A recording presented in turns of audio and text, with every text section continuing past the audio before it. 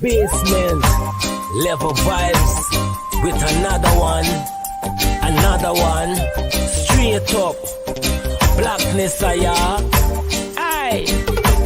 Who tell the truth? Mark Benskop, defend the ghetto youth. Mark Benskop, radio station is the fruit. Mark Benskop, straight up from the root. Mark Benskop, who tell the truth? Mark Benskop, defend the ghetto youth. Mark Benskop, radio station is the fruit. Mark Benskop, straight up from the root. Mark Benskop, I do it for the love, him not do it for no money. Straight up, him attack, educating everybody. Big up my friends and big up my family. Turn on the radio, catch the vibes, it's integrity. Straight up, Benskop stands for unity. One people, one nation, one destiny. Free up the truth in the air, even the blind can see. The deaf can hear, the dumb can talk, the cripple can walk. Boom. Who tell the truth? Mark Benskop, defend the ghetto youth. Mark Benskop, radio station is the fruit. Mark Benskop, straight up from the root. Mark Benskop, who tell the truth? Mark Benskop, defend the ghetto youth. Mark Benskop, radio station is the fruit. Mark Benskop, straight up from the root. Mark Benskop, we have to gather wrong, grab a seat and sit down, pay attention, education, liberation, we have to stand strong. Benskop upon the radio, lively up the program. Everybody call somebody and let them turn and tune and pon the radio and catch the boom song. We boom it up already, we have to boom it up again. Expose and reveal him. Who tell the truth? Mark Benskop, defend the ghetto youth. Mark Benskop, radio station is the fruit. Mark Benskop, straight up from the root. Mark Benskop, who tell the truth? Mark Benskop, defend the ghetto youth. Mark Benskop, radio station is the fruit. Yeah, my name is Jasmine Caldata Francis Vietnam, and since 1965 I become a voter, and I always place my ex next to the cop. And what they are doing today, I can't take it. So I have no more vote to give to PPP anymore. I'm not going to vote anymore no more. If they have to lose by one vote, they're losing it by data. You could probably, on the maritime area, give Venezuela a channel out to the sea. So you make a slight concession in the maritime area. Oh, Jesus Christ, if cost of living double, I don't know what happened. A pound of sugar is $300 already. Flour, everything gone up. Everything just raising. You gotta get about $40,000 for buy good ration. You gotta get 3 man now. A weekend man, a monthly man, and a fortnight man. Eve more or a border. And from someone, a low life like that, you could probably, on the maritime area, give Venezuela a channel out to the sea. I don't want to have anything at all to communicate with him about. I don't want him to tell me morning. I'm not telling him morning. Not only not talking to him, not answering the phone. Hello, this is attorney Shellen Washington, owner and founder of the Washington Law Firm, located at 455 Utica Avenue in Brooklyn, New York. We're specialized in medical malpractice, personal injuries, matrimonial law, and landlord and tenant. If you're in need of legal representation, please give us a call today. The number to call is 718-877-3100. Consultation is free at no cost to you. So call us today to see if we can be of any assistance to your legal needs. Again, the phone number to call us is 718-877-3100.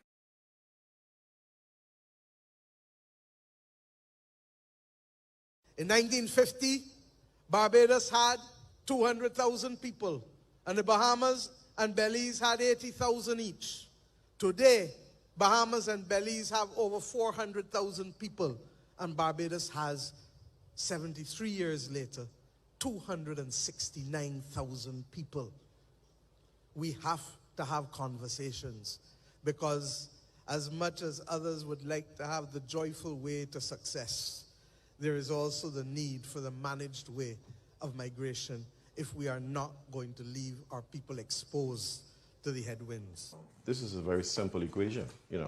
If the Prime Minister Mia Mottley wants to increase the population of Barbados, all she got to do is encourage them to have sex with opposite sex. And so you can't have sex with the same sex and expect your population to grow. And in fact, the Prime Minister... I've lived in Guyana, and I've attended multilateral school. And for my primary days in school to secondary school, I've learned and I've understood that Guyana covers 83 square miles of landmass. I didn't hear that. Square miles, I said that. I don't want to have anything at all to communicate with him about. I don't want him to tell me morning. I'm not telling him morning. Not only not talking to him, not answering the phone. I'm telling you, that is how I feel today.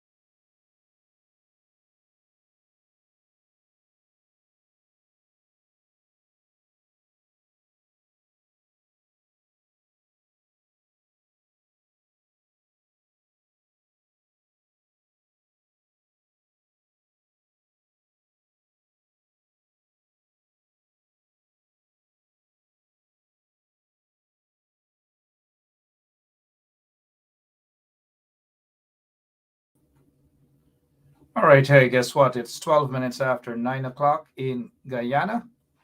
You guys do the math wherever you guys are. If you're in Barbados and you're trying to multiply the population or add something to the table, good evening to you. If you're in St. Vincent and the Grenadines, wherever you are, good evening. If you're in Trinidad and Tobago, Diego Martin. I noticed Trinidad got hot. Trinidad has been hot.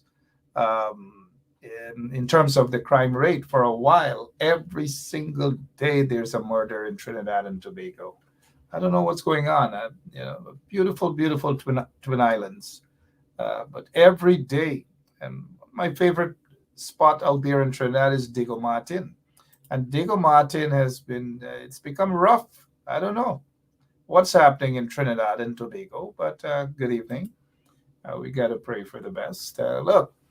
Good evening to all of you. I hope you spent your weekend in a very productive way. Whatever you did, glad that you're back. Look, this coin that you're looking at there, it's a 1970 coin. That's the year Guyana became a republic. And those who were around back then, it says here, the Republic of Guyana, $1. How many of you guys remember this $1? I'm going to start off with all of you in the audience. I don't know the ages of individuals. I honestly don't. I know some of you are above, way above the hill, 90 and up. I know who are the ones who are 90 and up. Let me say good evening to Ann John is above, way above the hill, 90 and up. Francine Cruz. And all the folks over at Long Island Nursing Home, they take the time out every single day, every single time we're on. And that's what and they sent a group photograph of Francine and the crew. We will be showing that sometime Christmas, just before Christmas, maybe Friday. And if you do have photographs of yourselves and family that you want us to put up and wish you guys all the best, we're not charging you guys. You don't have to pay anything. Absolutely nothing. So We'll do it free for you guys, right? Free. Yeah, free. Brenda Casey, good night. Now, how many of you guys, I noticed Brenda says she is already threatening not to start any stuff, as though Brenda could do me anything. Right. Good evening to all of you guys. Brenda says that she remembers this here. Then there's a Sandrine Hopkinson says that she remembers this as well. How many of you guys, and what a dollar, this coin, what could you guys have gone out to purchase? Sparkling Wills, stop lying. You know, Sparkling sounds like the type just born the other day, sometime in the 70s, 80s, or 90s. You've been wrong them times this Sparkling. But how many of you guys, seriously, how many of you guys, and that is correct. It seems as though some of you know what's going on. George Tanner says the flip side of this coin is coffee. The flip side is coffee. Now we're talking, so look at this here, $1. You take this $1, go at Border Market, Stabrook Market, you know what you guys could walk away with, right? Beatrice Selby says she remembers these days. She remembers that. What, Brenda, back in your time, what you guys could have gotten with a dollar? $1. As we warm the program up for this evening, $1, this dollar coin. Come on, Keith Michael Austin. 2 admissions to Pitt at Metropole. That is what Keith Michael Austin is saying here. Well, Keith, let me remind you that during those days at Metropole, you had to lock your bicycle up tight. Otherwise, that bicycle thief will, you know who that bicycle thief is, right? Let me see if you guys remember who that bicycle thief is from Metropole Cinema. Back in those days. That's who I know. Back in those days, Metropole and the bicycle thief. Good evening again to all of you guys, and welcome to Straight Up as we now get a bit warming up the seat. I noticed over the weekend, Tiger Woods is back and very impressive as well, you know, together with his children, Sam and Charlie. Charlie did a great job, and Sam did a great job as his caddy. Great job. And that's what the media needs to be showing up more. Dads with their kids, all of their kids. And that's what dads are for. That's what parents are for, right? Good. So somebody says Rohi the bicycle. Now I know, look, y'all, I don't know what y'all talking about, but yeah, Rohi bicycle, and yeah, y'all best lock up y'all bicycle tight at Metropole Cinema. But on to now, as we would say in Guyana, nobody told me what they could purchase for $1, this dollar coin back in that those days. $1, what could you have gotten about other than going 4 times Pitt at Metropole Cinema? I noticed Clyde Johnson is saying 13 pounds of sugar. Come on, guys. Tell those of us who weren't around those days, what could you have gone into the store to get with $1, this $1 coin? I don't know. I don't know this $1 coin, to be honest. I think as a little boy growing up, if we find a $1 coin, it was a big thing.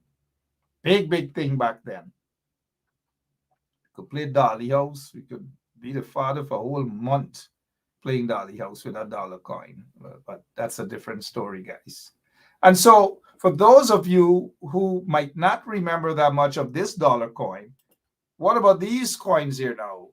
You know, I remember this. I remember these coins. That's the 50 cents. And then that's the, well, of course, back then we didn't know it as no quarter, right? It's now we curl up, we tongue, and we say quarter. Oh, it's a quarter. You know, back then it was, let me see if you guys know what that is back then. But I know the 5 cents could have gotten you a lot of bullseye. Even the cent, you could go and spend it. Even the 10 cents, much as the 50 cents. As little boys, we walking around on the quarantine, Philippi, Alnis, and those villages with 50 cents in your pocket. Nobody could talk to you. You're a big thing. Nobody. And especially if you get your cheesecloth and you get your bicycle, your Kalai bike, nobody could talk to you. None. So this is during my time. You get a bunch of what is it? Sweetie, Bullseye. I noticed Troy, you know what's going on. All of you guys know what's going on back in these days, back then. And let me say, yesterday, Troy celebrated his 70th birth anniversary. 70th. These guys are getting old. These guys are getting very, very old. Belated birthday to you, young man.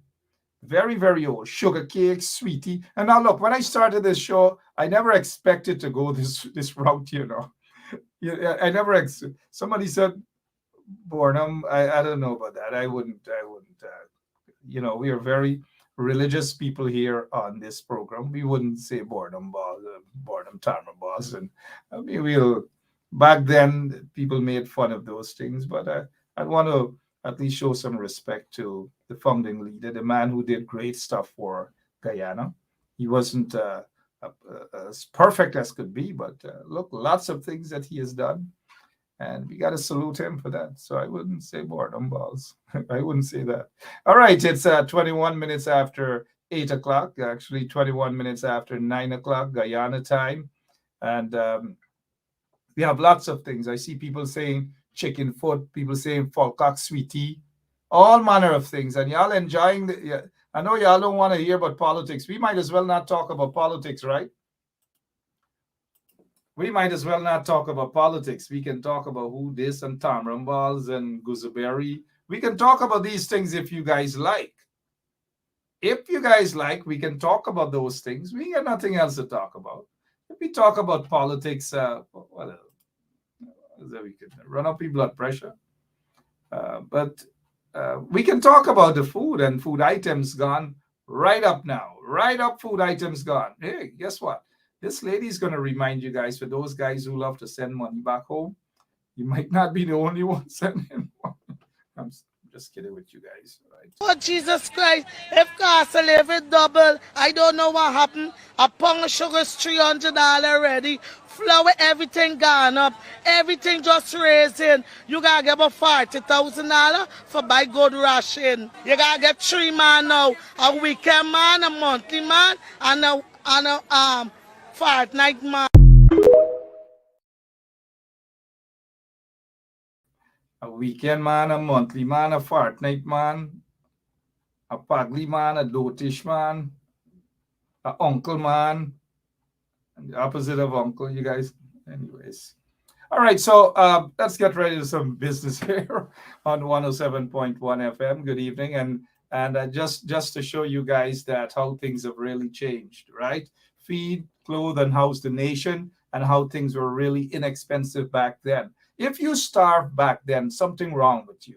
Because, you know, oftentimes we hear the PPP folks love to jump up and say, oh, they punish under Bornum, they used to starve under Bornum, all manner of things. Well, if you used to starve under Bornum, any one of you on this live right now used to starve under Bornum, there's something wrong with y'all. Something definitely wrong with you guys. I swear, something wrong with you. Because you couldn't go without a meal. If you miss a meal or you don't have food to eat, something wrong with you back then. Something wrong with you. I used to go to school with a bob, 25 cents a bob. And I used to eat the world of candy, sweetie, all manner of things. And plus you could get Polari, mitai, 50 cents in your pocket. You're a big man back then. But now you can't even go with $1,000 and be happy. Well, you could get with $1,000. You can't even get a proper a box of food at Compton cook up for $1,000.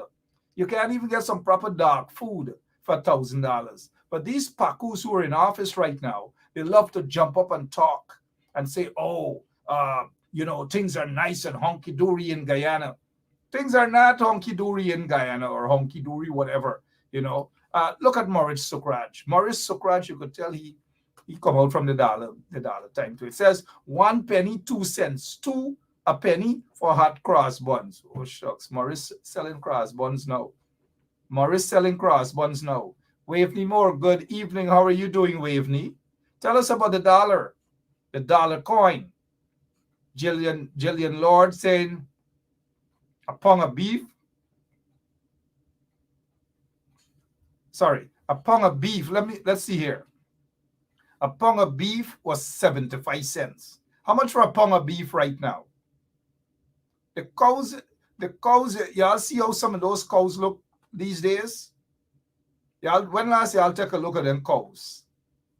A pound of beef. Oh, skies. Jennifer Krishan talking about buns and Marby. Somebody now gone right out a thing now, saying that Mark, you plan to run for mayor of New York City. Oh gosh, just so dry. Anyways, let's stick to the cost of living and what's happening in Guyana. $800 a pound of beef right now. 800. Somebody says 700.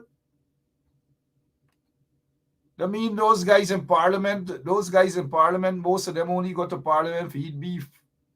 Rhonda Lane, how are you doing? How did you spend your 63rd birth anniversary? Tell us. Today is Monday. I'm going to get into the politics with you guys. I'm just going to spend the first half hour just talking about things, lighten things up with you, because I know how stressful that country can be. I know how stressful sometimes life could be too, right? Very stressful. Look at those coins. Look at those coins. It brings memories back, man. I used to go to Wim Cinema.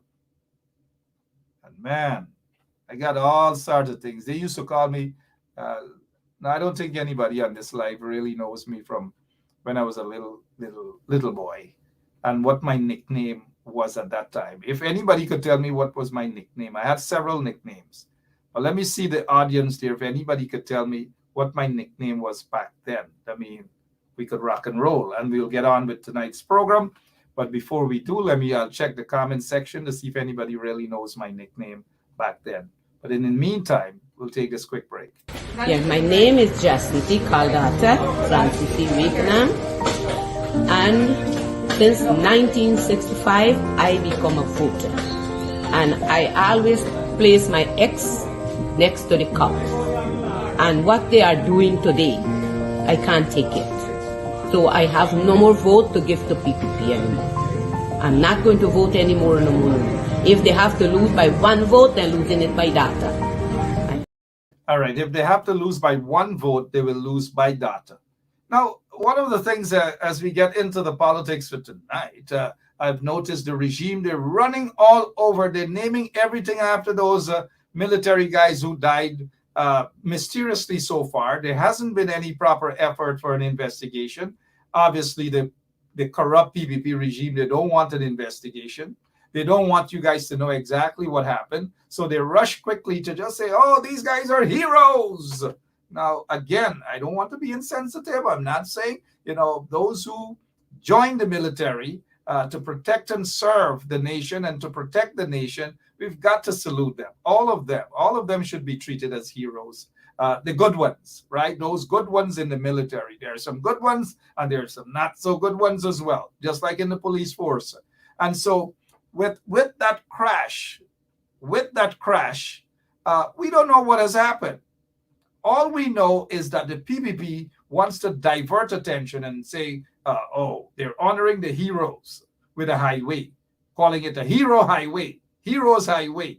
And then they gone to UG and named some section after Brigadier Beaton.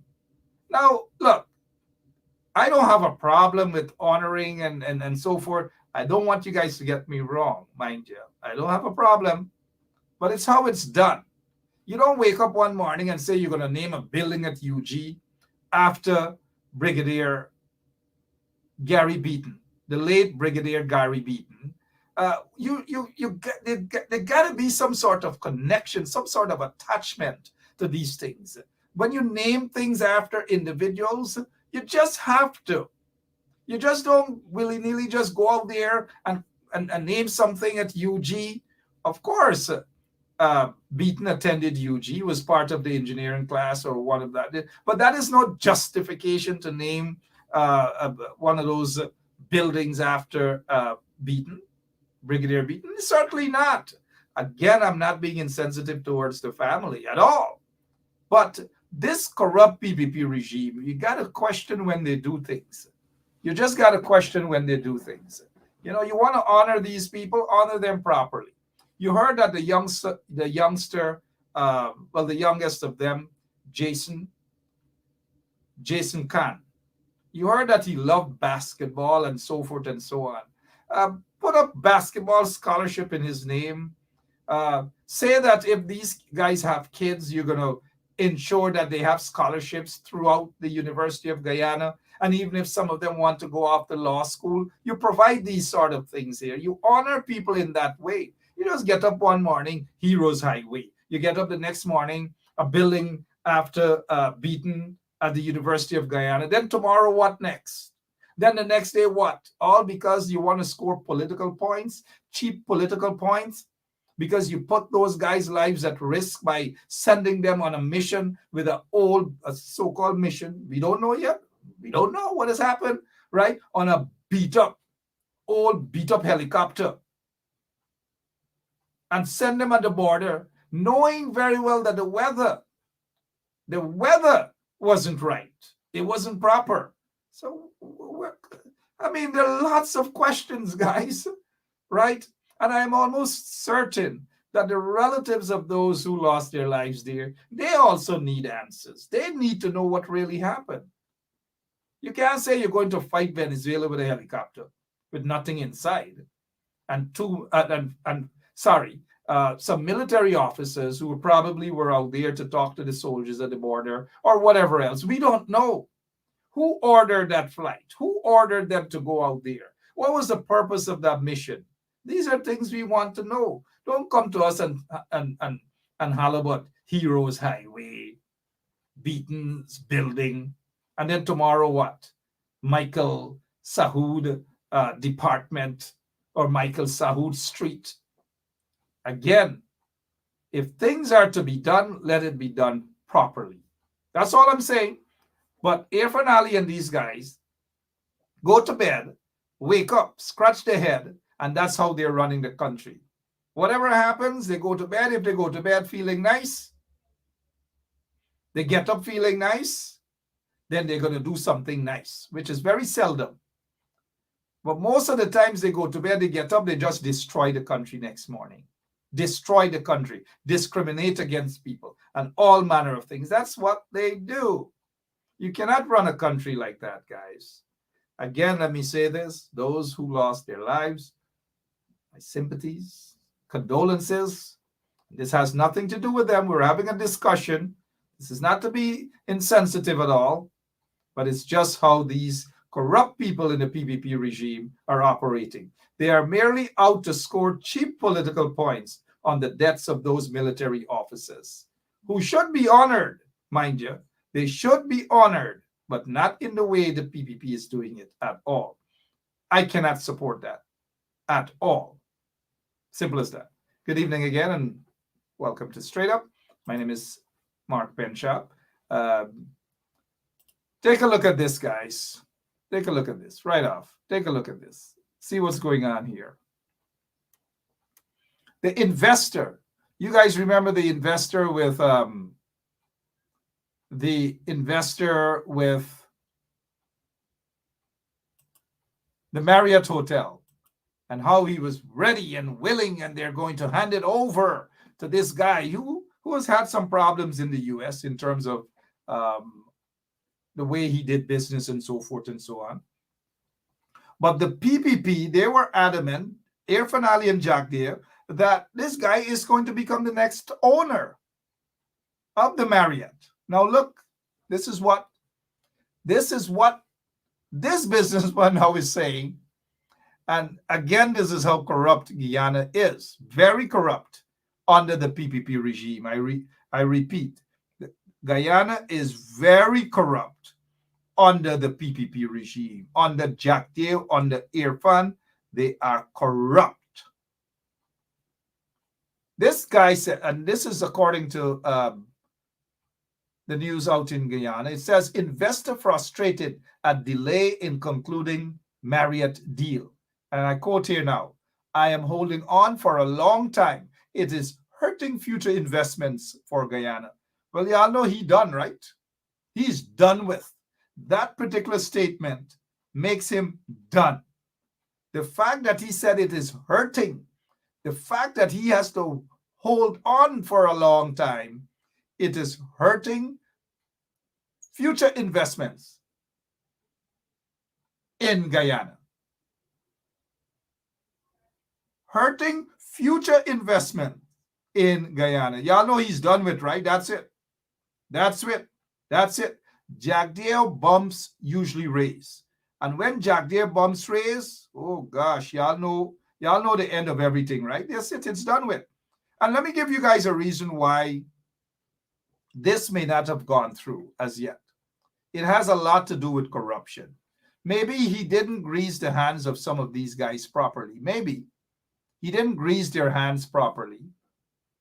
Maybe he didn't give the right set of money to the right set of people. Who knows? Maybe. Who knows? But one thing I can tell you guys, that I'd be surprised.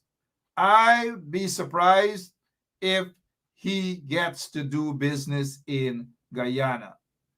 It is done with. Kiss whatever intention that he has for Guyana goodbye. It is done with. He is gone in Jack Deere's black book. Done with. Goodbye. Finished with.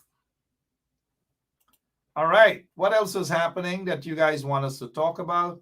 There was a court hearing earlier today in Guyana. But before we go to the court hearing, let's go to a little bit of news concerning what Rickford Burke is alleging. Rickford Burke is alleging that gunmen were sent to go after him, PPP gunmen. And so Burke, according to Burke's story, is that he saw one guy creasing his building, his house, and they gave chase. Along with Burke's, according to Rickford, his security guys them. Now, if somebody's giving chase or creasing and they have a gun or whatever, gosh, that's another story. I don't know. Maybe Rickford needs to hire 2 or 3 more new security guys because that car wouldn't be driving off. That car wouldn't be driving off. There would be a battle. It wouldn't be driving off. Nevertheless, Rickford Burke will be on to talk what exactly happened. Outside of that, though, we want to say that the PPP is notorious in Guyana. And they have to reconsider, the PPP has to reconsider trying to stretch their arms in another jurisdiction, in another territory. They got to be very careful with that because it's not going to work out nicely at all for the PPP, for them to go after political opponents in another jurisdiction, especially in the United States of America. It is not going to work. Once the evidence is there and the evidence is presented and the individuals are caught and that they admit that X, Y, and Z, it's not going to be good for the PPP. Because guess what? You see all the money, I'm just, I'm not a lawyer. Well, half-baked, but I'm not a lawyer yet. But let me say this to you guys. If the PPP is concerned, and these PPP guys, and especially some senior police officers, some of their names we already in the public know, mind you. If they're serious about their jobs, then they have to stop being manipulated by those corrupt folks in the PPP regime because it can jeopardize so many things for them. And especially those who love to travel to the United States. And especially that, all of that money, the oil money that is being banked over here in the US, they got to be careful because people could start suing them big time and sue the government, that is.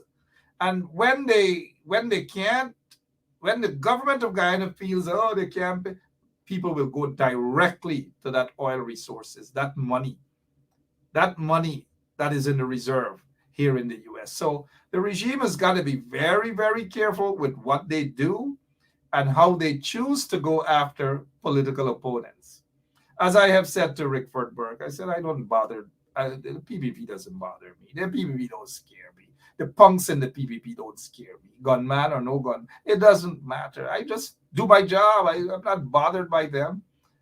But they've got to be very careful, though, extra careful with what they attempt to do in the United States of America. That's all I wish to say on the matter. But hopefully sometime soon, Mr. Burke will have an opportunity right here on 107.1 FM to talk about whatever transpired, and we will get his version, and you guys will hear firsthand.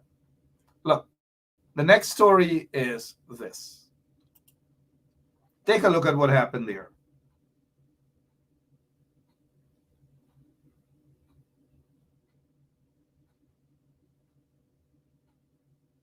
But before we get to that,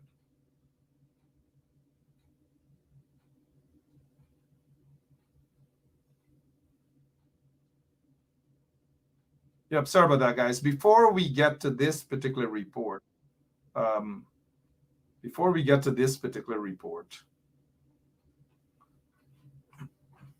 sorry about that, guys.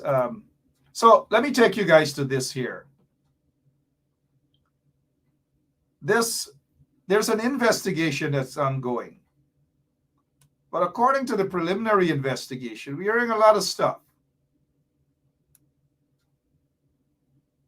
And again, I do not wish to be insensitive toward the family.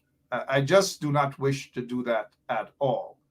But the preliminary report is talking about some serious problems, man-made problems, that is, that part of the report shows that there was some sort of individual who was not qualified because of the fly instruments and so forth.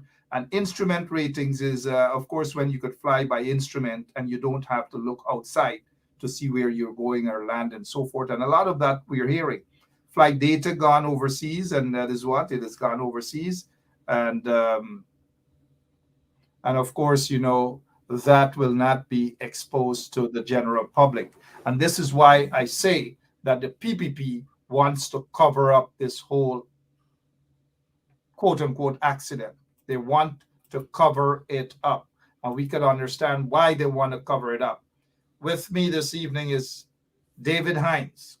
And whenever I say David Hinds, he's my friend. I've known David for quite a long time. Nobody gets upset when I say David except the Buxtonians. He's Dr. David, and make sure you say he's Doctor. Dr. Hinds, how are you, sir? Hi there. I fighting the fight, fighting the good fight. How are you? Good, thank you. Let me say, yesterday was your 15th birth anniversary. And let me just say, of course, on behalf of all of our listeners, of course, it's belatedly, but belated birthday greetings to you. How did you spend your birthday, sir? Generally quiet. My friends surprised me. You and I spoke yesterday, and it was quite quiet around here. And by the time you called me back, you know, there was not. My friends walked in on me, armed with their food and drinks and all stories. So we had a little birthday party yesterday evening. Generally, my birthday I spent in Guyana, in Buxton. This year I was I'm a little bit slow in my movement, so I'm here. But we had a good time. We had a good time yesterday. One of my friends here, Angela, I think you spoke to her once. One of my friends, Angela, organized the thing. She's the minister of what do you call it? Minister of Social Affairs here in our community, and she organized. So we had a little. Absolutely. Give her my regards as well again, and we wish you many, many more birthdays. We want you to be around with us for at least another 100 years. Well, add on 5 to that, 105. 105 indeed. Dr. David Hinds is with us. Yesterday, when I called Dr. Hinds, I called Dr. Hinds. He said he's resting. He said, "Bye, I hungry, bye." I called him back within 10 minutes. A bunch of knives in his house, cooking, cook up black. I don't want to say black pudding because black pudding was very much part of it. So. Because our good friend will come to mind when you say black pudding, man. Dr. David Hinds, good to see you. And again, on behalf of all of our listeners, I see a lot of people are wishing you a happy birthday. And we want to move on with why I invited you even at the last minute. I should let people know I sent you a message 10 minutes ago to ask you to join, and I'm very happy that you have joined. Dr. Hinds, even as you joined, I was just talking about this this helicopter crash, and I'm getting some reports. Of course, the flight data is now overseas, and whatever may not be made public at all. How do you feel that the current regime, seem not to want to say the truth behind what really transpired and just jumped out to just name things after those military officers who, unfortunately, they've lost their lives? Yeah, it's the intrigue that passes for governance. I am not always a person who jumps to these conclusions very quickly. And shortly after the crash, there were all kinds of speculations swirling around. I kept away from it. But the more I listen to people, and just now I listened to a couple of minutes of a program with Jerry Govaya on the Freddie Kissoon Gildari show. Oh, mind you, Dr. Hinds, with all due respect, we don't ever mention Gotta shows on our program. and even from him, you get the sense that all is not well, that something is amiss. And yesterday, one of the persons responded to WPA press release, one of their so-called propagandists, and he said that we in the WPA do not have information, that all the information President Ali has, and that we should not question President Ali, that in times of national security, secrecy is the best option. In a sense, what that man is saying, and he's not a fool, he's a learned guy. And what in effect they're telling us is that they're governing by secrecy around this whole thing. And I have to conclude that there is more in the martyr than is in the epistle surrounding that helicopter crash. And the government must be covering up. Every indication is that they're covering up something. Absolutely. And I have come across some learned individuals in this life who are fools. And so, and I listen to some people who's supposed to be learned is saying that because it's of national security and we must not know what's going on. This reminds me of back in the mid-'80s when Oliver North, Colonel North, had to testify and say what the Contra affair, the Nicaragua and the Iranian exchange, and he had to give information about then President Ronald Reagan and that whole deal, that Contra deal. They had to reveal things, even though it's a national security nature, they had to reveal things. And so with a little helicopter, not a gunboat or a war helicopter, it's just a little scrap iron that they purchased. These military men were sent on what mission? What exactly were they sent? Many of them were senior military officers in one choke-up helicopter. What was the mission about? We don't know, but they want us to accept what the PPP is doing. Get up the next morning, Heroes Highway. Get up the next morning, a building at UG is named after Beaton and these things, and we must just say, okay, great job, PPP. That is what they want us to do. And again, I say this has nothing to do with the family members of those who have died. and I know it's a very sensitive thing, because I also know they want answers. They're not getting the sort of answers they should. Instead, they're just getting all these political soundbites from Irfan Ali and Jagdev and these guys. Political soundbites indeed. Dr. Hinds, this takes me now to, unless you need to add something else on that before. No. I think you're on point. Because I noticed, and I was surprised, you were on Kadaki's show, and we could mention Kadaki's show on this show, but please don't mention Gota shows and them. You were on Kadaki's show, and someone asked you a question. Maybe it was somebody from the audience or Kadaki, and you said you have no answer. Absolutely no answer. And it was pertaining to the PNC. You had no answer, and the leadership and so forth. I may ask you a question concerning the PNC and the coalition before this show concludes, and I hope I wouldn't get the same response from you, sir. But today they had a hearing, and let's get back to this hearing. Election petition, appeal court rules recount was lawful. Any surprise here for you, sir? No, not at the way the court has been operating. Our court has been quite conservative in its jurisprudence and the way they have interpreted the law. And I am not surprised that they have come to this conclusion. The logic of this, though, I don't think the court is really thinking this through, because the recount, as you would know, is a double-edged sword for them. If they say it is not, if they say the recount is lawful, that recount brought out some thievery. All right. I always say the PPP accused the PNC and the coalition of attempting to rig.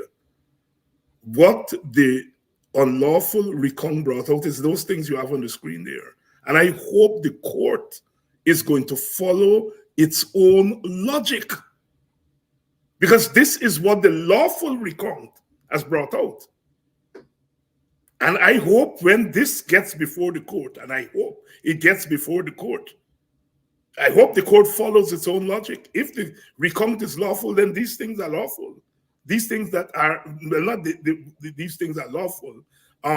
These things are evidence, lawful evidence of rigging by the PPP at the election. The evidence is quite clear. One of the things, though, that during the course of the elections you were able to point out ahead of most people is you at that time you smell regime change. On your program. Yeah, you made that revelation. Regime change. I wasn't buying it. Regime change. You kept saying regime change. Do you think that all of these rulings are consistent with the regime change, and therefore they just got to continue to play the script, hence these decisions in the court? Yes. I think the court, the media, and some of the media that's criticizing the PPP now, Stabrook News, Kaito News, and others, and the court, I think they found themselves, some of them intentionally, some of them unintentionally, they found themselves as part of regime change. And the logic of regime change is now taking them down certain roads. So the logic of regime change, I think the court has to be consistent. Because, Mark, remember, it is the court, the High Court, that opened this whole thing. When the PPP went to the High Court and said that they noticed an attempt to rig an election, normally the court would say, don't bring that to us now. Wait until the election is over and bring an election petition. The court broke that tradition and heard the PPP's case. And it is that original case that led to the string of cases after then. And then later on, people were talking about the opposition abusing the court. The court was first abused, but if the term abuse is going to be used, by the PPP. That High Court should have said, in keeping with the tradition of the court around election matters. It should have said, oh, you notice rigging? All right, wait until the election is over and bring a petition. They didn't say that. And that opened a string of activities that led to the recount, an unlawful recount that they have now made lawful. So the argument this morning when I listened into the reasoning of the justices, it's basically didn't add up for me, because it is saying now that GCOM, which is what you are also alluded to, that it is okay for GCOM now to make laws as they go along. And that's a dangerous precedent. Very dangerous precedent. It means that GCOM can do anything. That's what this ruling is saying. This ruling is saying GCOM is a state within a state. And GCOM can make any law. Any law. And the Constitution doesn't make allowance to that. One of the justices, I believe it was the Chancellor, who said, I believe, that because of this arrangement between the then president, David Arthur Granger, and the opposition for this recount, because GCOM wasn't quite sure where they were going, and in order to resolve the situation in the country, these political parties, the ruling government then and the opposition, said, let us move away from GCOM and have this recount. You said, and the court said that this morning, but what you said just now is basically that, and you're reminding us that the recount brought about the actual results of the elections. And the results show that the coalition won the elections. That's right. That's right. If you go by, this is what the recount showed. And this is what the recount showed. I wonder if this matter gets before the court. I doubt whether it's going to get there. But I wonder if this gets before the court, what the court is going to say. They don't want these matters before the court. And so that is why they're finding ways to cook these things up. They're cooking everything up so that they can continue to be consistent with the regime change. They do not want to say something contrary, because contrary would, of course, open a can of worms. And they do not wish for a can of worms to be opened. That is why you find GCOM chairman is so quiet and so pro-PPP on every issue. Every single issue, she's pro-PPP. I don't know, but I hope those guys in the opposition are going to take this matter to the CCJ. Again, when it goes to the CCJ, I know I can tell that you're about to smile. That is basically nothing there. Same thing. Consistent. But I would support it going to the CCJ, because once you put it in the system and it goes to the CCJ, evidence have to be presented. And the CCJ, from where we stand today, we can speculate that the CCJ is going to rule against the opposition, but at least the opposition will get a chance to present evidence.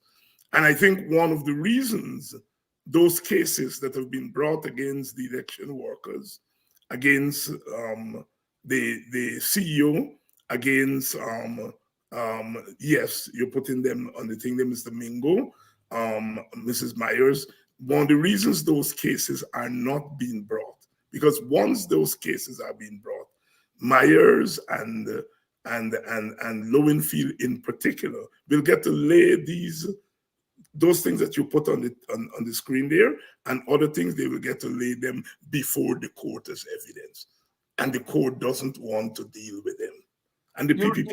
You would recall, and I agree with you, Dr. Hinds, you would recall that the PPP rushed to have a COI. And nothing came out of the COI, but there was a particular reason for the COI, knowing very well that you have these cases that you don't want the court to hear. But yet you rush and spent hundreds of millions of dollars for a commission of inquiry into the 2020 elections to suit the PPP's agenda. That's right. And you're saying it here again, that there's a reason, and we all know the reason why they do not want these cases, this these cases to be heard, because it's going to open a can of worms, and it's going to prove to the nation, it's going to prove to the Caribbean, it's going to prove to the outside world that the PPP rigged the elections and they were installed into office. Yep. Meanwhile, these people continue to suffer by their cases languishing in jail, in the courts, and the PPP is playing politics with the lives of these individuals. Too bad. Sad that we're living in such a country. Dr. Hinds, as we move on now, let me get your take on this face-to-face meeting. In my opinion, it's a waste of time, political tricks. Nothing really has been achieved, but that's just my opinion. We want to hear yours too now on this platform. Nothing has been achieved for Guyana, but Guyana lost something. That document says that Essequibo is part of a dispute between Guyana and Venezuela. The 1899 arbitration settled the dispute, so there is no dispute. The Venezuelans always said it was a dispute. Guyana always said it was not a dispute. Our president has affixed his signature to a document that says it's a dispute. It has changed the narrative, and it has changed Guyana's case. This Argyle agreement has now taken over the Geneva Agreement of '66 that led Guyana to go to the Secretary General. The Secretary General then went to the ICJ. The Argyle Agreement reduces the Secretary General to an observer. The Secretary General is no longer the general in our case. Rav Gonzalez has now become the general. Rav Gonzalez has taken over the role that the Secretary General of the UN was playing.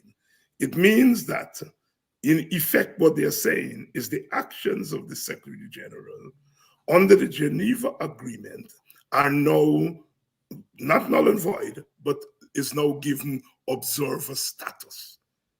So the Secretary General action in taking the matter to the ICJ, with the Secretary General now reduced an observer, the ICJ process is now being reduced to a lesser process. And it is the Argyle Agreement that is now superseded. And the Argyle Declaration says that the country, the territory is in dispute. Everything has changed. We're right back to 1966. And Irfan Ali either was forced to sign that document under duress or went along with it, or both. Whatever it is, that document, the signing of that document, has consequences that we may find out in the coming months. And serious consequences indeed. It's not that he was either forced or it's just that he's sailing. The guy is not bright enough to understand these things. But he was sitting next to a guy who was supposed to have advised him with legal terms. Anil Nandalal was right there. And I saw on one occasion at that press briefing out in St. Vincent and the Grenadines that he ignored whatever Anil was saying to him. Not sure how much sense that would have made anyways, but it is what it is, and the country is no longer, it is not safer. It has not been made safer even after that so-called Argyle Agreement that the next government of Guyana will have to quash that agreement. It will have to be quashed. Yes, it's a serious thing. No, because it's a serious document. It has to be quashed. Yes. The document, as I said, reduces now the matter to a dispute, which changes up everything. The document does not renounce the decrees. So the Venezuelan decrees passed after the referendum stand. And this document did not.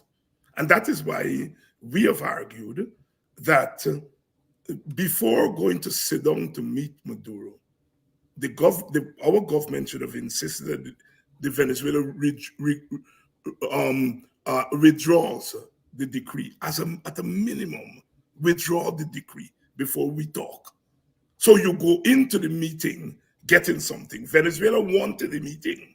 And so the very going into the meeting gave Venezuela an advantage. You go in there without any advantage. You didn't ask for a withdrawal of the decree. And the document, the declaration, does not ask Venezuela to withdraw the decree. It just says to Venezuela that to cease hostilities. And so that document is laden with dangers for Guyana. Laden with dangers for Guyana. Lots and lots of dangers indeed. 5 minutes after 10 o'clock in beautiful Georgetown, Guyana. Good evening to all of you now joining us on this beautiful Monday evening on the 18th day of December, 2023. Just a few more days before Christmas and a few more days before it comes to the end of 2023. Dr. Hinds, you're right. They got nothing out of this so-called meeting other than go and enjoy themselves and photo up. That's what they got. They didn't even get as much as to have the situation with Guyana's ambassador to Venezuela settled. That's right. Venezuela has an ambassador in Georgetown, Guyana, but yes. Guyana does not have an ambassador in Caracas, Venezuela. Your take? Yes, and I think those minimum things, oh my goodness, man, those minimum things. But Mark, quite apart from the government, I think we have some scholars who are what they call experts on these things. Some of them are not PPP people, but they all are into these theories that you must speak and the theories of international law and international relations, and that you must speak and so on. So a lot of them have welcomed this thing from a theoretical standpoint and not understanding the political danger. Now, you and I have done international relations. You know, IR was part of my major in college, so I have a sense of IR. And I always said international relations is partly something that lays the basis for kind of scampishness, right? One of the reasons that this gentleman that died here the other day, Henry Kissinger, became famous because he had developed these praxis of dealing with international relations. He was a backroom man. Kissinger mastered the art of backroom dealings, you know?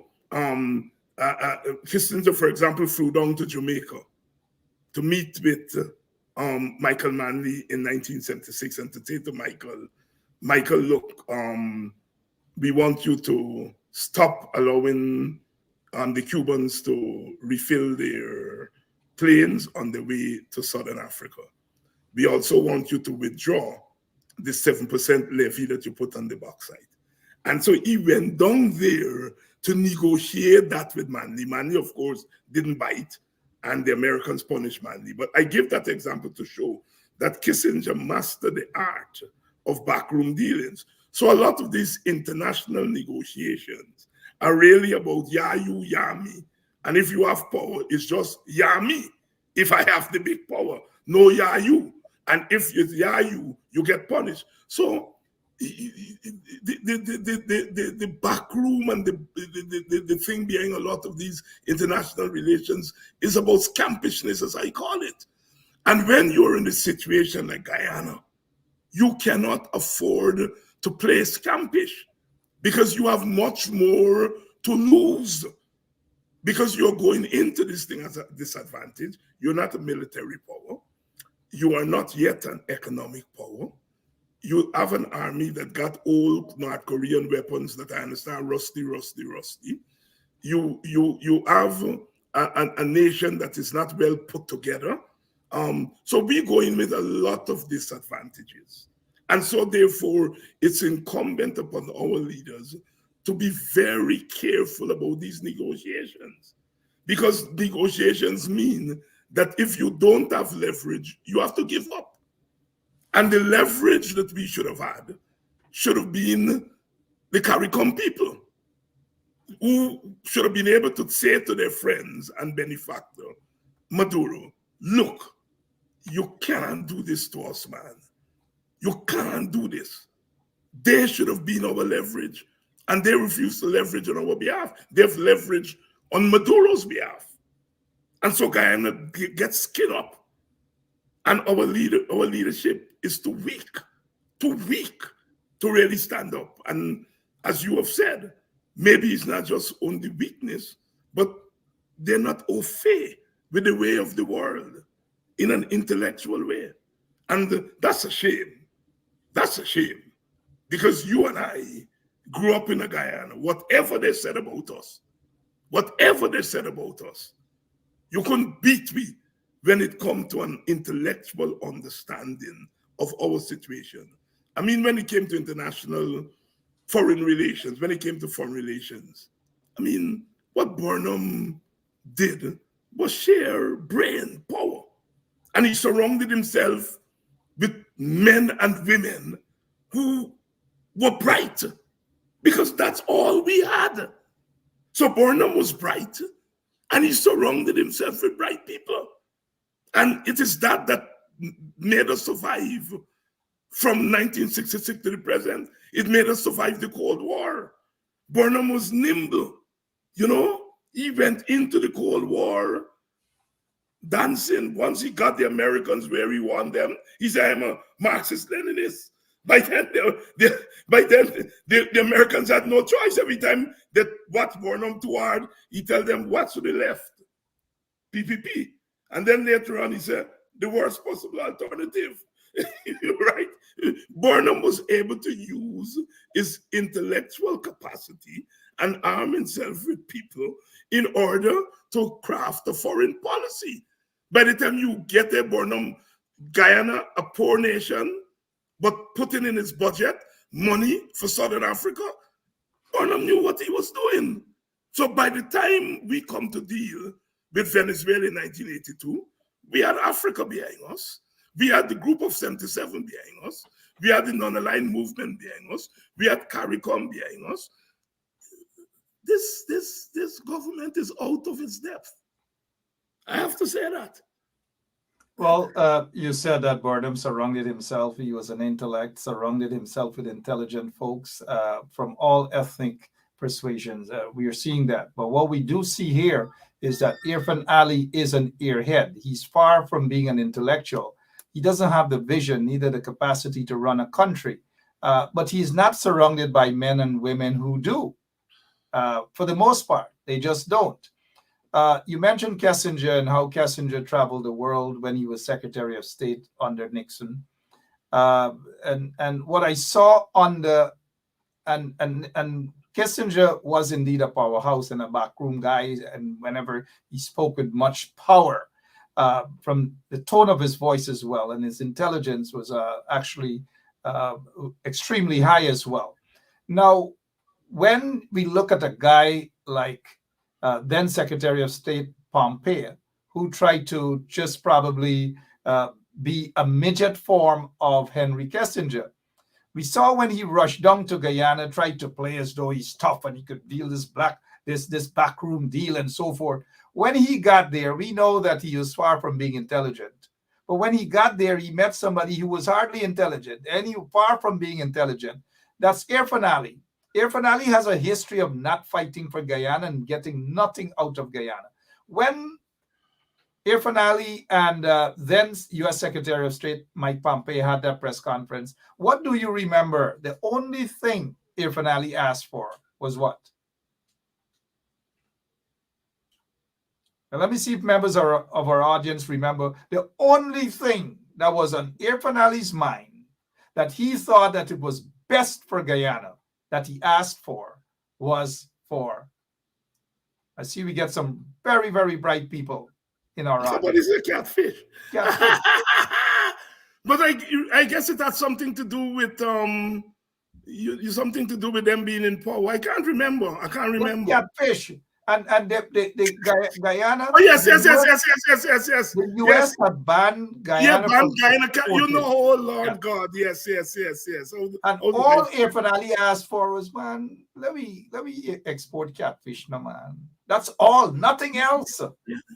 Mark, I heard you use the term, I think on Friday night, that these chaps are flat-foot hustlers. They carry con people, and Guyana is no different. They're what we have is a generation of leaders in our Caribbean who are hustlers, right? They hustle a little here, there, they hustle a little this here, hustle. In the case of Guyana, they're hustling to stay in power. Whatever you can give them to keep them in power, that's what they're interested in. The PPP is only interested in staying in power in order to exploit Guyana for resources. They come from a culture that don't see a nation as part of a civilization. They see a nation as a place where you transact. It's transactional. You back in the days of slavery, they saw it in transactional terms, in place where you bring people and you work them so hard and you squeeze as much wealth and you take back to Europe. So that's what the Caribbean was for at that time. And for these people today, it is the same thing. They see Guyana as a place where you milk money, because there's a way in which they have the ideology of worshiping money. Not who they celebrate. They celebrate business people. And I have not a thing against business people and people. I want all our people of all races and all classes to get into business and make money. So I have nothing against business people. But I'm saying, note who these people celebrate. They don't celebrate nurses and teachers. They don't celebrate servicemen, army people. Now they're trying to they're trying to take the eyes and pass army people by just naming things willy-nilly after them. Beaton went to UG in the department, there's a name of wing after E, and so on. Now, a lot of people will not want any wing at UG to be named after them after now, because they're really prostituting the thing, and that's how these people govern. It's a way of prostituting. It's not policy. It's prostituting. You know, here is it. You are soaping people. You're trying to say you're so pro-army. You can't be pro-army. We were telling your supporter the other day for pelt army people and chase them out to your community. You have socialized your supporters now for decades to believe the army is an ethnic enemy. And so now, naming a piece of road or a wing after the army is not going to cut it. You are anti-army. Ideologically, you are. And you've socialized half the population to be so hostile to the army that they don't even want to join it. And so you have destroyed the country. You have destroyed the armed forces. You have starved the armed forces of resources that now they're complaining that they have North Korean weapons. But if you have North Korean weapons, they got to be since the Burnham days. Because it's back then we used to get weapons from North Korea. It means that they have not bought new weapons for the army, because they have this tunnel vision that in arming the army, you're arming black people who will then use against you. Well, you and I have lived long enough, Mark, to realize the army is not an ethnic advantage for black people, because the army has never taken its guns and fought for black people. They've stayed away from that. So this whole thing that the army would have used its gun against Indian people, it has not played out. History has shown differently. Look at the police force, who they always say is black people in the police force. The police force is more brutal to black people than it is to other ethnicities. And so the point is that the argument that the armed forces are ethnic enemies of the PPP support base has proven to be untrue. Yet, the government is not prepared to spend money on the army. No, they're spending money on arms. They're spending money on arming phantoms, on arming all these security groups. So it is not that they're not arming but they're not arming the state entity. They're arming para-state entity to defend them in government. And that is precisely, that's why you have all these firearm licenses and these security firms and so forth and so on. With we see the type of weapons that they have and what they're using their weapons. And majority of these security firms are pro-PPP. That's how they find it necessary to arm their support base, not through the military. I saw a comment where somebody said that that even after Irfan Ali, that embarrassment of a so-called president in Guyana, begged then Secretary of State Mike Pompeo for catfish license to be reinstated. Nothing. He walked out of that. Nothing. Nothing out of that at all. He didn't even get his catfish license at all. So these guys cannot negotiate. He couldn't even get Richard Van Westchars as ambassador in Caracas. He walked away with nothing from the Argyle so-called arrangement. But on the Van Westchars thing, I am not surprised, because Van Westchars is not a serious thing on their part. They're playing politics with Van West. They appoint Richard to Venezuela, not genuinely, not as a genuine appointment that is based on Richard's knowledge of the region and his capability as a diplomat.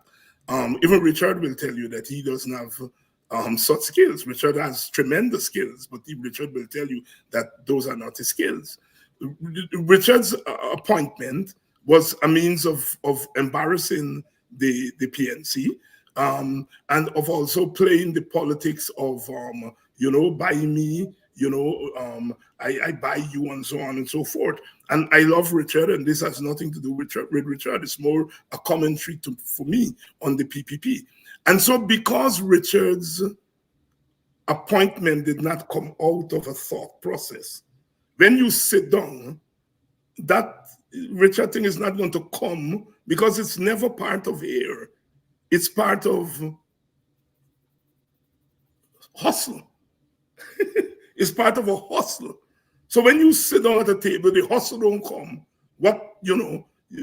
So if Richard's appointment was part of a larger vision, a larger policy of beefing up our foreign service in Venezuela and other places, I am sure he would have asked for Richard's thing to be confirmed. He didn't ask because Richard thing didn't come from inside it.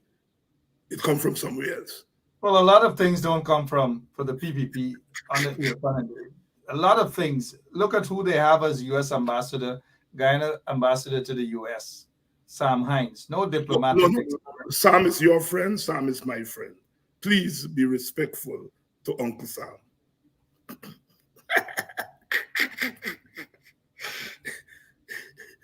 We'll take a quick break and we'll be right back.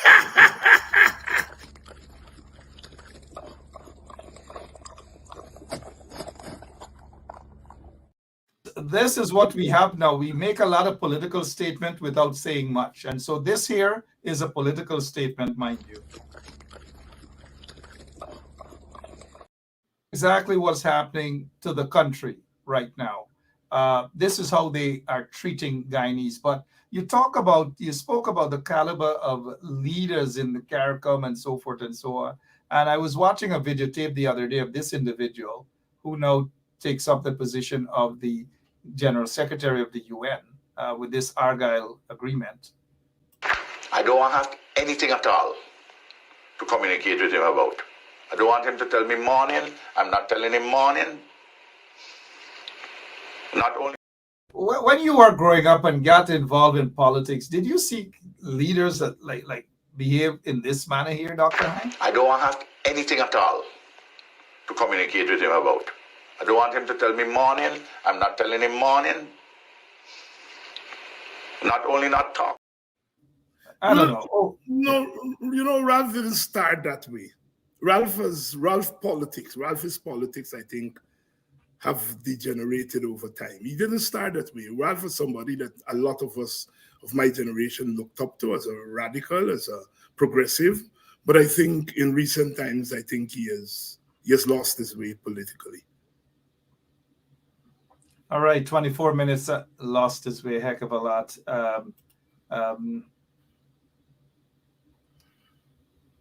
Cost of living in Guyana, need for you to touch on it. You visit Guyana quite often.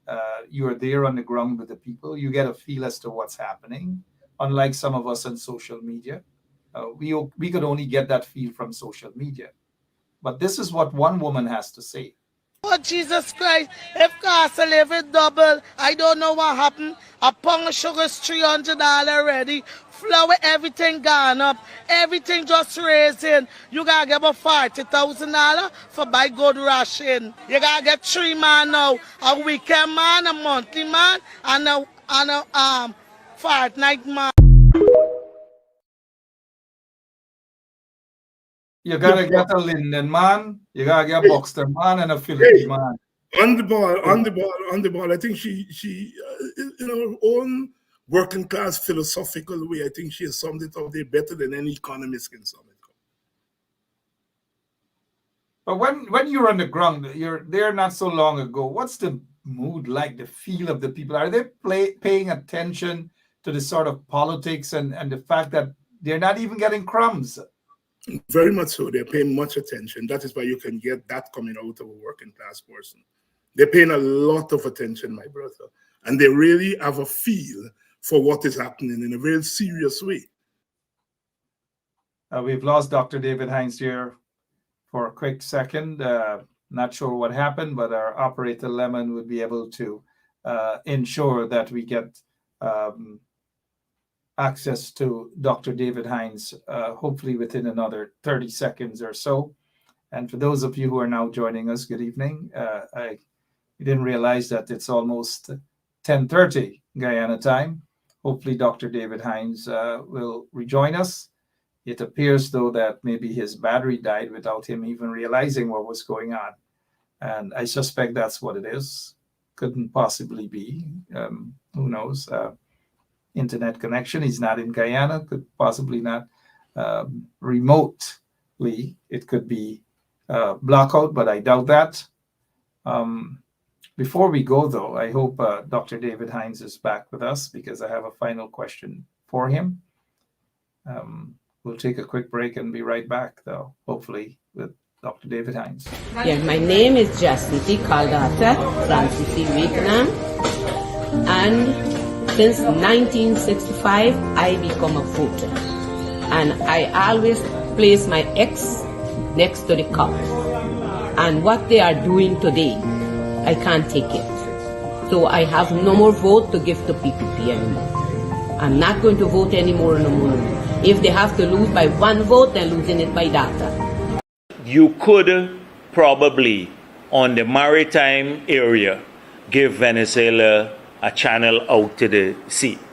So you make a slight concession in the maritime area. We must not forget that that guy wanted to give away a piece of Venezuela, a piece of Guyana. Venezuela there in Guyana, part of 83,000 square miles. He wanted to pimp it away to Venezuela. Marriott Jagdeo wanted to do just that. Folks, we're looking at the time. I suspect that Dr. David Hinds had something to do with his phone battery, just probably died, and that's it. And so Dr. Hinds is no stranger. He's on almost every day in Politics 101. He's no stranger to us here on 107.1 FM. But here's where we will bring the curtain down, though, since we are not getting back to Dr. David Hinds at this time. I notice Lemon has just sent a note that he's trying to call Dr. Hinds and no response. And so, again, I still had like about 2 or 3 more questions for Dr. Hinds. However, we'll just have to accept the situation for what it is. We will be back tomorrow, same place, same time, right here on 107.1 FM. We'll take this as an indication that Dr. Hinds is gone for the night. But for now, I'm just reading some of your comments, sorry. But for now, we will leave, and we will just remind you that Guyana is in horrible hands. These guys cannot govern the country. They just don't know what they're doing. They're way too corrupt. They're discriminating every single day. We see it. And on top of that, unfortunately, the opposition is not as strong as an opposition should be. They're just not strong in confronting the PPP regime as the PPP should be confronted. Some of you who support the opposition blindly, as what I describe as blind followers, would probably disagree to some extent. But the opposition is very, very weak at this time in confronting the corrupt PPP regime. There might be some of you out there who might be saying, so what more you want to do? Of course, they can do a heck of a lot more. We're not seeing that aggression coming from the opposition. A couple of days ago, I believe the leader of the opposition seemed to have issues with people in the diaspora, and they say only a few folks in the diaspora think this. Mr. Norton has to be very, very careful as he attacks people in the diaspora, because I'd like to make this clear that had it not been for folks in the diaspora who were strong enough to stand up and to confront the PPP regime, a lot more worse things would have happened in Guyana under the corrupt PPP regime. So those guys in the opposition, they got to be very, very careful when they try to cuss out the few of us who are doing what we are doing, or doing what most of them, especially in Parliament, should be doing in confronting the PPP regime. And so if the opposition is serious about wanting to get back into power, well then they got to stand up. They got to stand up and confront the PPP regime. The PPP regime is at its weakest right now. They're scrambling, they're desperate. Hence, they're jumping and naming a piece of road, Heroes Highway. They're naming a piece of UG after one of those military guys that died. All manner of things that they're doing. And we have an opposition that is not being the opposition that they should be. And whether it's leadership from the top down, I don't know. You guys are smart enough to understand what the problem is. But whatever the problem is, I hope they get their act together, because they're just not being the type of opposition they should be. Some members of the party, coalition members, can draw their own conclusions as well as to why, whether some folks are compromised, whether some folks are not, whether some folks are not brave enough. We don't know. It's up to you guys to read between the lines what's happening. But the opposition is just not being an opposition. Some of them might argue, they might go at a press conference and say, oh, people want us to be in a responsible opposition and that there are other ways in confronting. No. The leadership of the opposition, the leadership of the PNC went in there promising to fight. Fight. We're not seeing at all. And that is why the PPP is getting away with what they are getting away with. We see the current leadership of the coalition, opposition, seem more bent on agreeing and facilitating the PPP, working along with them in this so-called national interest. It's not. There's no national interest when it comes to the PPP. All the PPP wants is to hear Aubrey Norton, the leader of the opposition, and some of those other guys in the coalition say that they support the PPP on this border issue and this and that. That's all they want. And just wait until maybe a few days' time, they'll start to kick the opposition back in the rear end and start to go after some members of the opposition as well, because they view the opposition very, very weak. I hope they open their eyes. I just hope they open their eyes. But something is very, very fishy about the opposition, if you ask me. I'll leave you guys on that. I just leave you guys on that to ponder on. They're quiet about almost everything. Quiet, quiet, quiet, quiet. No action. You hardly see people in front of GCOM protesting any longer. It's done. Everything is done. Look, let me go. A few days from now is Christmas, right? I'm out of here. We might as well just nominate Francine Cruz as the opposition leader, Lynette Nelson, or Gary Greenidge. And because when you see Barrett Jack Dale sits down at a press conference and praising Aubrey Norton.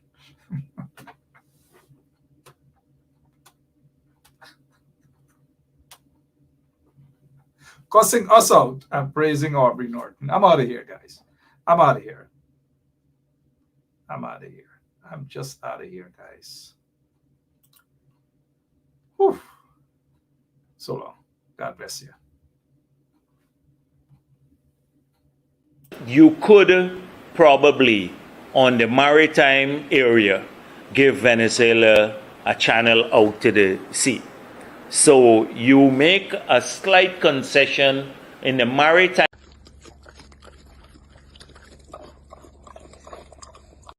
Yeah, my name is Jacinty Caldata from City, Vietnam. And since 1965, I become a voter. And I always place my X next to the cup. And what they are doing today, I can't take it. So I have no more vote to give to PPP anymore. I'm not going to vote anymore no more. If they have to lose by one vote, they're losing it by data. So this is attorney Shellen Washington, owner and founder of the Washington law firm located at 455 Utica Avenue in Brooklyn, New York. We're specialized in medical malpractice, personal injuries, matrimonial law, and landlord and tenant. If you're in need of legal representation, please give us a call today. The number to call is 718-877-3100. Consultation is free at no cost to you. So call us today to see if we can be of any assistance to your legal needs. Again, the phone number to call us is 718-877-3100. I don't have anything at all to communicate with him about. I don't want him to tell me morning. I'm not telling him morning. You could probably, on the maritime area, give Venezuela a channel out to the sea. I don't have anything at all to communicate with him about. I don't want him to tell me morning. I'm not telling him morning. Not only not talking to him, not answering the phone. Oh, Jesus Christ, if cost of living double, I don't know what happened. A pound of sugar is $300 already. Flour, everything gone up. Everything just raising. You gotta get about $40,000 for buy good ration. You gotta get 3 man now. A weekend man, a monthly man, and a fortnight man.